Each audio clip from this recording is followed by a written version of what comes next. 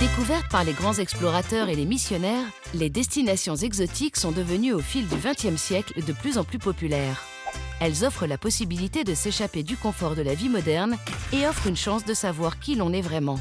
C'est exactement ce que Kathleen recherche lorsqu'elle entreprend un voyage dans une région reculée du Honduras en 2008. Il est regrettable que les médias dépeignent certaines régions du monde comme dangereuses, car ça décourage beaucoup de personnes d'y aller. Mais d'un autre côté, ça peut être une bonne chose, car j'aime aller dans des endroits pas très populaires. En choisissant le Honduras, Kathleen ne fait pas les choses à moitié. Les Nations Unies le considèrent comme le pays le plus dangereux du monde.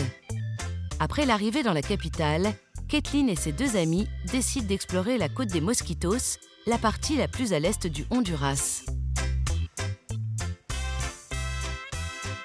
À chaque étape du chemin, il était toujours question de déterminer ce qu'il fallait faire ensuite. Mais tout ce que tu as à faire, c'est parler aux gens. Comment aller sur les côtes des Mosquitos? Jusqu'où pouvez-vous m'emmener? Et ensuite négocier le prix. À Tocoa, Kathleen et ses amis sont encore loin de leur destination finale et déjà hors des sentiers battus.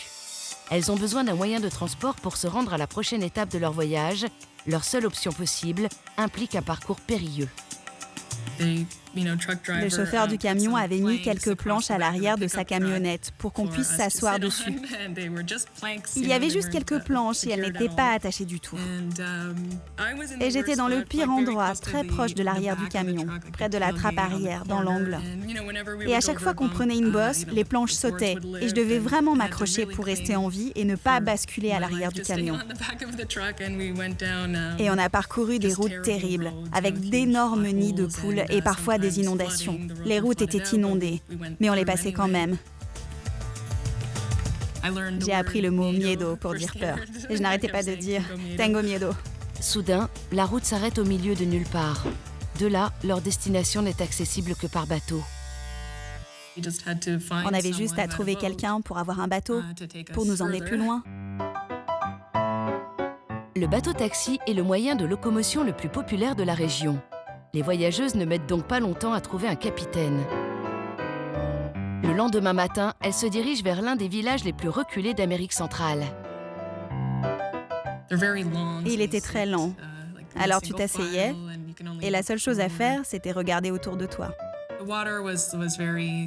L'eau était marron et sale. Il y avait plein de déchets et d'autres trucs qui flottaient. Mais tout était si différent et passionnant, pour moi. Vers midi, leur voyage paisible est interrompu par des turbulences. Leur bateau arrive à une embouchure, là où l'eau douce retrouve l'eau de mer. Le canal devenait de plus en plus large et on pouvait voir la grande étendue d'eau et les assez grosses vagues. N'oublions pas qu'on était dans une sorte de canot. Kathleen est un peu préoccupée car elle a lu que ces eaux pouvaient s'avérer très dangereuses à certains moments de la journée. J'avais lu qu'il ne fallait pas essayer de traverser ce passage après-midi en raison des marées et des eaux agitées. Mais on a décidé de le faire quand même. Les vagues devenaient de plus en plus grosses. Le bateau allait de haut en bas. On s'accrochait et on avait peur. L'eau nous éclaboussait. Je crois qu'il y a eu 5 grosses vagues. Et elles étaient de plus en plus fortes. Et la dernière nous a renversés.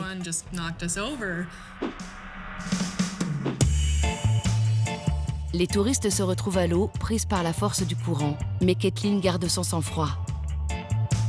Il y avait un banc de sable pas très loin et j'ai nagé jusque-là.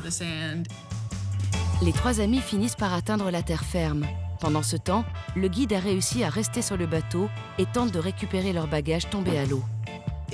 On les a retrouvés. Quelques affaires étaient mouillées. Beaucoup de choses étaient plutôt humides. Mais c'était pas grave, mon appareil photo fonctionnait toujours, rien n'était perdu. On avait des sacs étanches pour les objets de valeur. Il y avait juste nos vêtements qui étaient sales et trempés. C'était pas grand-chose. Une aventure qui aurait pu tourner au drame, mais qui, heureusement, a causé plus de peur que de mal. Mais les galères sont loin d'être terminées. Toujours au milieu des eaux turbulentes, les voyageuses vont faire face à un sérieux dilemme. Juste avant, on était déjà sur des eaux agitées. Mais là, on était carrément dedans. Et ça continuait. Les voyageuses réussissent à traverser les eaux agitées de la baie, mais elles se retrouvent dans un endroit inconnu, perdu et isolé. Quand on est passé devant quelques maisons, Les fenêtres étaient juste des sortes de trous dans les murs. Et il n'y avait pas l'air d'avoir beaucoup de personnes ici. Les enfants ont couru sur le rivage pour voir passer le bateau, parce que je suppose que les bateaux passent rarement par ici. Et le capitaine du bateau n'avait pas l'air de bien connaître cet endroit. Et on a réalisé qu'on était perdus. Et on n'était même pas sûr qu'il y avait encore un chemin quelque part. Mon ami a crié « Donde estamos ?» Les enfants étaient vraiment mignons. Et l'un d'eux nous a crié en retour le nom du village « Tocamacho !» Et ils paraissaient tous grands et virils. Alors qu'ils étaient tous petits, genre 6 ans ou quelque chose comme ça.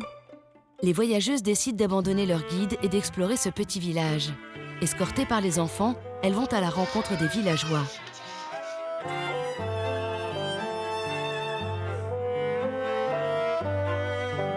L'un d'entre eux leur propose de les emmener directement à leur destination, la Mosquitia.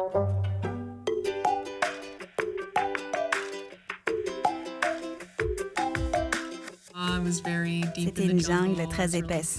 J'étais vraiment excitée par cet environnement.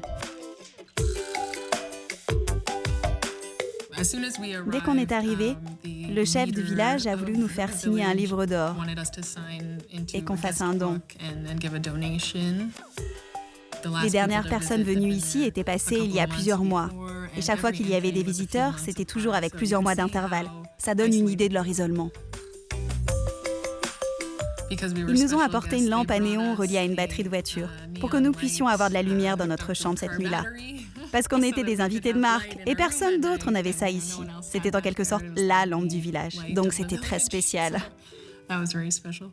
Les forêts denses de la Mosquitia sont protégées par l'UNESCO qui les a inscrites au patrimoine mondial. Les visiteurs sont invités à profiter des nombreux sentiers de randonnée de renommée internationale. Avec 2 guides, Kathleen propose d'explorer ces forêts sauvages à pied. La jungle était si épaisse, on ne pouvait pas voir bien loin devant nous, ni même simplement apercevoir le ciel. Ce n'était vraiment pas un chemin, alors ils l'ont dégagé avec leurs machettes. C'était vraiment très excitant pour moi. Tu peux te dire que personne n'a jamais fait ça. On ne pouvait pas être plus en dehors des sentiers battus qu'à cet instant. Les images et les sons de la jungle hondurienne ont laissé une trace indélébile dans la mémoire de Kathleen. Mais c'est avant tout les gens qu'elle a rencontrés là-bas qu'elle n'oubliera jamais. Et si je pouvais y retourner, j'aimerais apporter des cadeaux pour tous ces gens. Des petites choses comme des graines qui pourraient changer leur vie et qui changeraient vraiment les choses pour eux. Ce ne serait pas si difficile pour moi de le faire et ça ferait une grande différence pour eux.